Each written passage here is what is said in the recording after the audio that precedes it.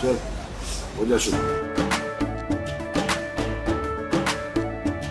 केसरिया से मन जोगी हुआ रे, दिल झूमे देखो पतवारा हुआ रे, दिल झूमे देखो पतवारा हुआ रे। हर पल मनाओ केसरी त्योहार। विमल, बोलो जुबान केसरी। बंगाल की ममता बनर्जी की टीएमसी की सरकार को ओबीसी समुदाय से माफी मांगनी चाहिए, कांग्रेस को इसके लिए माफी मांगनी चाहिए। ये धर्म के आधार पर आरक्षण देकर के पुनः भारत के विभाजन की आधारशिला तय करने की एक षड्यंत्र का हिस्सा है। इन लोगों की पूरी राजनीति हिंदू विरोध पर आधारित है। रामकृष्ण मिशन या भारत सेवाश्रम संघ, ये दोनों भारत की प्रतिष्ठित धार्मिक और आध्यात्मिक संस्था है। इनके द्वारा जो कार्य किया गया है, रामकृष्ण मिशन स्वामी विवेकानंद के आदर्शों पर चलकर के पूरे देश और पूरी दुनिया के अंदर सनातन धर्म के मूल्यों और आदर्शों को, भारत के आध्यात्मिक मूल्यों को देश और दुनिया तक पहुंचाने में बहुत ही सराहनीय कार्य किया। सांस्कृतिक और आध्यात्मिक मूल्यों की स्थापना के साथ साथ सेवा के क्षेत्र में भी रामकृष्ण मिशन का बहुत सराहनीय योगदान है। ऐसे ही भारत सेवाश्रम संघ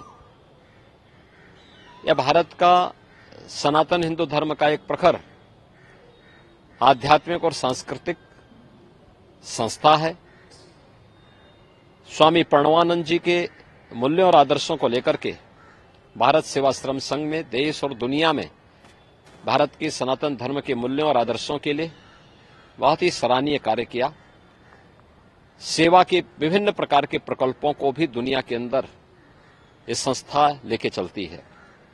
लेकिन जैसा इंडी गठबंधन है, कांग्रेस और उसके सहयोगी दल टीएमसी हो, समाजवादी पार्टी हो या आरजेडी हो या आम आदमी पार्टी हो, जैसे इनकी प्रवृत्ति है, इन लोगों की पूरी राजनीति हिंदू विरोध पर आधारित है।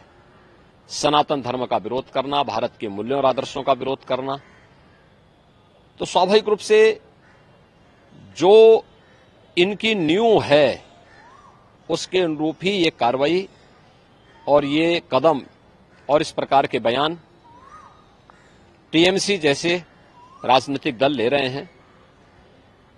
ये इनकी हार की बौखलाहट को प्रदर्शित करता है। और मुझे लगता है जिस स्वामी विवेकानंद जी ने कभी कहा था, गर्व से कहो हम हिंदू हैं, जिस रामकृष्ण मिशन ने आध्यात्मिक और सांस्कृतिक जागरण के बृहद अभियान के साथ ही देश के अंदर बहुत अच्छे सेवा के प्रकल्पों को आगे बढ़ाया, या भारत सेवाश्रम संघ ने अपने आध्यात्मिक और सांस्कृतिक अभियान के साथ ही सेवा के जिन प्रकल्पों को आगे बढ़ाया है, करोड़ों भारतीय उनसे जुड़े हुए हैं। और मुझे लगता है कि कांग्रेस और इंडी गठबंधन को, टीएमसी जैसे दलों को ये लोग मुंहतोड़ जवाब देंगे। उनके श्रद्धालुजन, उनके भक्तगण, उनके अनुयायीगण इनको मुंहतोड़ जवाब देंगे। ये तो एकदम जैसे रावण के समय में लोग ऋषि मुनियों को धमकी देते थे, उसी प्रकार की स्थिति इनके द्वारा पैदा करने का प्रयास हो रहा है। लेकिन ये सनातन धर्म है, इस प्रकार के गिदड़ी भपकियों में डरने वाला नहीं है, इसका मुंहतोड़ जवाब देगा। एक तरफ धार्मिक और हिंदुओं की धार्मिक और आध्यात्मिक संस्थाओं को धमकी दे रहे हैं, और दूसरी तरफ पिछड़ी जाति के लोगों के अधिकारों को जबरन बंदर बांट करने का काम टीएमसी सरकार ने वेस्ट बंगाल के अंदर सन 2010 में 118 मुस्लिम जातियों को ओबीसी में शामिल करके ओबीसी के आरक्षण पर एक प्रकार की सेंधमारी की थी। पिछले 14 वर्षों में लाखों पिछड़ी जाति के लोग इन सुविधाओं से वंचित हुए होंगे। इसके लिए बंगाल की ममता बनर्जी कि टीएमसी की सरकार को ओबीसी समुदाय से माफी मांगनी चाहिए, कांग्रेस को इसके लिए माफी मांगनी चाहिए। जिन युवाओं के और जिन नागरिकों के अधिकार इन्होंने लेकर के जबरन या कृत्य किया है, वह किसी भी स्थिति में वह स्वीकार्य योग्य नहीं है। दूसरा, यह बाबा साहब भीमराव अंबेडकर की भावना के विपरीत है। वे भारत के संविधान के शिल्पी हैं और बाबा साहब भीमराव अंबेडकर ने कहा था कि धर्म के आधार पर आरक्षण नहीं हो सकता।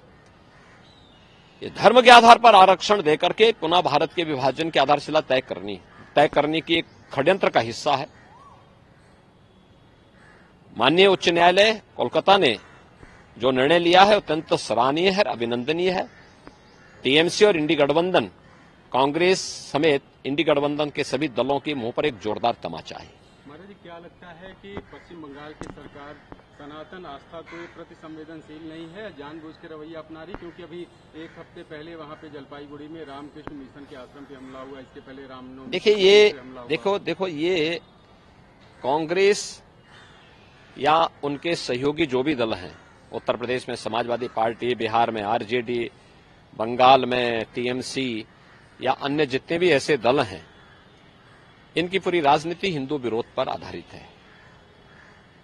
इनके लिए देश की तुलना में सत्ता महत्वपूर्ण है। देश की कीमत पर ये सत्ता चाहते हैं और मुझे लगता है कोई भारतीय इसको स्वीकार नहीं करेगा।